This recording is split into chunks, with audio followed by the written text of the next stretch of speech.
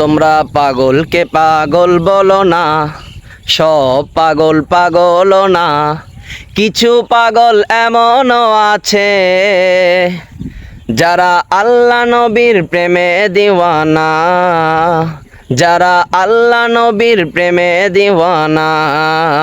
তারপরে দেখেন পিছনের দৃশ্যটা, আমার কাছে জানেন এইগুলো খুব ভালো লাগে, এই জন্য আমি সবসময় বলি আই এম নেচার লাভার। আমি যে জায়গাটা দাঁড়ায় আছি এখন, এটা ছিল আমার জীবনের সর্বপ্রথম মাদ্রাসা। মাওলানা জসিমউদ্দিন সাহেব হুজুর আছেন এখনো জীবিত, দোয়া করি আল্লাহ তাআলা সুস্থতার সাথে দীর্ঘ নেক হায়াত দান করুন হুজুরকে। পড়ালেখা শেষ হয় না, খালি অনেক গরমের মধ্যে কষ্ট করার পর। কি নিতে আসছো তোমরা? শুধু ঝালমুড়ি নিতে আসছে, দেখছেন ক্যামেরা ধরছি দেখে ঝালমুড়ি রেখেছে, ঝালমুড়ি সুন্দর করে কইলো। এই যে এত বড় বড় ঘাসের মাঝখান দিয়ে এইভাবে হাঁটতে তো ভালোই লাগে। তোমার সামনে একটা খাবার আছে, খাইবে না? খাও। আসসালামু আলাইকুম প্রিয় ভাইয়েরা, কেমন আছেন? আশা করি ভালো আছেন। আজকে হইতেছে কি বার বলে গেছি, রবিবার মনে হয়, 3 তারিখ। তো আজকের দিনটা অনেক সুন্দর, বুঝছেন, অনেক রোদ উঠছে, অন্য অন্য দিনের মতো না। তো এই রোদের মধ্যে ওই যে দেখেন বাইস্তারে উঠাই দিচ্ছি গাছে, আমি আমাকে পেয়ারা গাছের নিচ থেকে ভিডিওটা শুরু করলাম। আর দেখেন কি সুন্দর সুন্দর পেয়ারা পারছে, আমি একটু পরে দেখি আপনাকে। গাছের পেয়ারার পরিমাণ অনেক বেশি, কিন্তু না খাওয়ার মানুষ নাই, এর লেগে গাছের পেয়ারাগুলো খেয়াল আইছে এলো পাখিতে। জায়গায় জায়গায় অনেক পেয়ারা পাখিতে খেয়াল রাখছে এগুলা। কিছু তো আমি ফালদে ফালদে পারতে পারতাছি, একদম হাতের কাছে। কত ছোট তাও কত সুন্দর সুন্দর পেয়ারাটা ওই একটু দূরে। আমি এখান থেকে দাঁড়াই আমার ওই বড় ইটা পারতে হইব, তুমি এটা পারতে পারবা না। কারকল যেগুলো আছে এগুলো বড়, আর খাওয়া পেয়ারা এটিও পেয়ারা লাও, দেখতে খারাপ দেখা যায়। ওরে আল্লাহ রে আল্লাহ, এত বিশাল বড়, এটা অনেক সুন্দর। এই পর্যন্ত কারকল পেয়ারা মিললে এত হয়েছে, আরও আছে, আস্তে আস্তে বাড়তেছি খুব। মোটামুটি ভালো, আর একটা দাও। তারপরে পেয়ারা তো খাই, কারকল গুলারেও কিভাবে করে খাইছে, একেবারে ছোট ছোট, কি দেখতে কত সুন্দর। আর কয়েকদিন পর আবার পারমানি, অনেক গরম, একেবারে গায়ে অবস্থা খারাপ হয়ে গেছে। অনেক রোদের মধ্যে, অনেক গরমের মধ্যে কষ্ট করার পর this is the final result. নেমে যাওয়া হয়েছে, অনেক কষ্ট করছো, তোমার ধন্যবাদ। সবগুলারে খারাপ ধারণা করা যাবে না। এই যে হাতের দুইটা বড় বড়, কিন্তু এই দুইটারে নরম মনে হইতেছে না, এর মানে ভিতরে ভালো হওয়ার সম্ভাবনা আছে। এখন আপনাকে একটা মাল দেখাবো একেবারে। হ্যাঁ সেটা দেবো নাকি? আচ্ছা দেওয়া আসতে হাতে দাও। সরে নাই ভাই রে ভাই, বিশাল বড় এটা কিন্তু। ও এটা যদি ভালো হয় আলহামদুলিল্লাহ, কিন্তু ভালো হইব না, নরম নরম লাগতেছে। ওই গাছের ছিল সব ছোট ছোট, আর সব মিলে ফাইনাল এই কয়টা। আসসালামু আলাইকুম ভাইয়েরা, আজকে হইতেছে সোমবার, হয়তো এই মুহূর্তে আমি আছি আমাদের নদীর পাড়ের এখানে আইছি একটা দরকারে আর কি, একজন রে নিতে। তো এখানে আসার পরে আমার খুব স্মৃতি মনে পড়তেছে।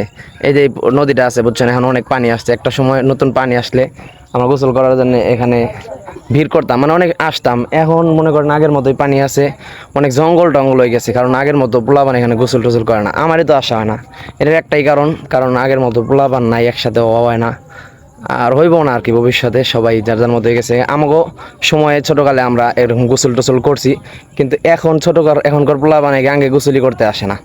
হালকা হালকা বৃষ্টি সবসময় পড়তেই থাকে, এই কারণে মানে দূরে কোনো জায়গায় যাওয়া যাইতেছে না, কারণ রাস্তাঘাট সবসময় পিছলা। তারপরে আমি হুন্ডারে একটু চালিয়ে আইলাম এই জায়গায়, মানে আসতেছে না কেউ। এই জায়গায় এসে দুইজন প্লবনের সাথে দেখা হইলো, এরা ওই পার থেকে আসছে। আমি বললাম কি আমাদের এই পারে থাইকা যাও, তোমাকে রাইখা দেই। ওরা আইসে, কি নিতে আসছে তোমরা? শুধু ঝালমুড়ি নিতে আসছে, দেখছেন ক্যামেরা ধরছি দেখে ঝালমুড়ি রেখেছে, ঝালমুড়ি সুন্দর করে কইলো। তারপরে কিছুদিন কইছিলাম তোমরা নদীতে গোসল করো না, আমি না কিছুক্ষণ আগে ভুল কইছিলাম, আমি ভাবছিলাম করে না কেউ গোসল। নতুন পানি আইলে বুঝছো, পোলা পান টান দেন নিয়ে যায়, এদিকে একটু সাবধানে গোসল টোসল করো। হ্যাঁ বুঝছো। আসসালামু আলাইকুম ভাইরা, কেমন আছেন? আজকে হইতেছে কিবার জানি, যাই হোক আজকে রবিবার, ফালতু কথা, আজকে হলো মঙ্গলবার। তো যাই হোক আমি অনেক ইমার্জেন্সি ভাবে আসছি খালাবাড়ি একটা চাবি দিতে। যাই হোক ওটা দেওয়ার পরে বৃষ্টিতে ভিজাইছি হুন্ডা চালায়। তো তারপরে দেখেন পিছনের দৃশ্যটা সুন্দর না? আমার কাছে অনেক ভালো লাগে জায়গাটা। বৃষ্টি আসার আগে আকাশটা কত কালা হয়। আর একটা কাম ছিল বুঝছেন, এখান থেকে দেখা যায় ওই যে দূরে, ওইখানে আমার একটা কাজে গেছিলাম, সেখানে হলো কলা গাছ উঠাইতে আমার আজকের প্ল্যান ছিল এটা। তো সেই কলা গাছ উঠাই আমি কইছিলাম যে না লাগামো, আরও কাকারে বলে রাখছিলাম, কিন্তু বাসায় যদি কাকা নাই, তো যার কারণে আজকের সেই প্ল্যানটা আমার ক্যান্সেল হয়ে গেল, করা হলো না। হতে আমি এখন ভিজে গেছি, এখন যাই গোসলটা করে লাইতে হবো। আলহামদুলিল্লাহ, তারপরে কাকার সাথে দেখা হয়ে গেলো গোসলের আগেই। 5টা কলা গাছ উঠাইলাম, এখান থেকে এগুলো এখন লাগাই দিতে হবে। এখন যে অবস্থা দেখে মনে হইতেছে রাত হয়ে গেছে, অন্ধকার অন্ধকার মনে হইতেছে না, অথচ কিন্তু এখন একেবারে কড়া দুপুর। এই সময় অনেক কষ্ট করে মেঘের মধ্যে ভিজে কলা গাছগুলো লাগাইতেছি। আল্লাহ ভরসা, আপনাদের দোয়া এবং আল্লাহ তাআলা অনুগ্রহ ও দয়া কামনা করছি যেন এগুলো হয় ভালো। বৃষ্টি এলো, পিছনে এলো খালাগো ঘর, বুঝছেন। কিছুদিন আগেও টিনের ঘর ছিল, কিছুদিন আগে বলতে কয়েক মাস আগে। এখন কয়েকদিনের মধ্যে দেখছেন কি সুন্দর বিল্ডিং হয়ে গেছে। এটা আরও সুন্দর হইব, আর সুন্দর জায়গায় সবসময় তো কই। আর আমি এখন যাবো আমগো ধান খেতের দিয়ে, দেখেন জায়গাটা কত সুন্দর। ভরা দুপুর, একবারে দুপুরের রোদ্রের মধ্যে আইসি এন, তাও ডর লাগতেছে, কারণ শুনছি দিনে সাপ আছে। অনেকদিন ধরে শুনতেছি, এখন পর্যন্ত দেখি নাই। আর কয়েকদিন আগে দোকান বাড়ানো একটা সাপ মারতে দেখলাম, ওটা হলো দারাজ কোম্পানির সাপ ছিল। সেই সাপটা দোকান বাড়ানো মারছে। এনে সাপ জানি না থাকে, এই সুন্দর দৃশ্যে আমার চোখে জানি কোনোদিন না পড়ে। যদি কোনোদিন চোখে সাপটা পড়ে, তাহলে মনে করেন যে ওই দিন আমার এই জায়গাতে আসা বন্ধ হয়ে যাবো ভয়ে। এই যে একটা দৃশ্য আমার কাছে জানেন এইগুলো খুব ভালো লাগে, এই জন্য আমি সবসময় বলি আই এম নেচার লাভার।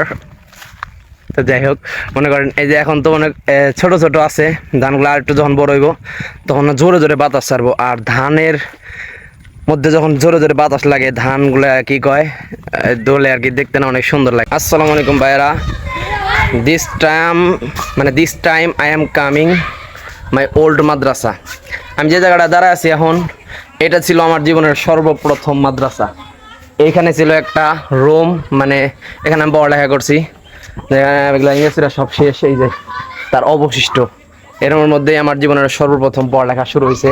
আমার হুজুর ছিলেন মোহাব্বতের প্রিয় হুজুর, হাফেজ মাওলানা জসিমউদ্দিন সাহেব হুজুর। হুজুর আছেন এখনো জীবিত, দোয়া করে আল্লাহ তাআলা সুস্থতার সাথে দীর্ঘনেক হায়াত দান করুন হুজুরকে। এটা ভেঙে ফেলানোর পরে এই যে পাশে একটা 2 তলা ভবন একটা করা হয়েছে। এখন মনে হয় এটা মাদ্রাসাটা চলমান না, বিভিন্ন কারণে এই মাদ্রাসাটা বন্ধ হয়ে যায় বারবার। আমি যতটুকু জানি যে কমিটি হয়তো সমস্যা এই জায়গার, এ কারণে ওইভাবে কন্টিনিউ হইতেছে না মাদ্রাসাটা। ইনশাল্লাহ আমার জন্য দোয়া করেন ভবিষ্যতে। অবশ্য গ্রামে থাকার নিয়ত নাই, শহরেই যাবো।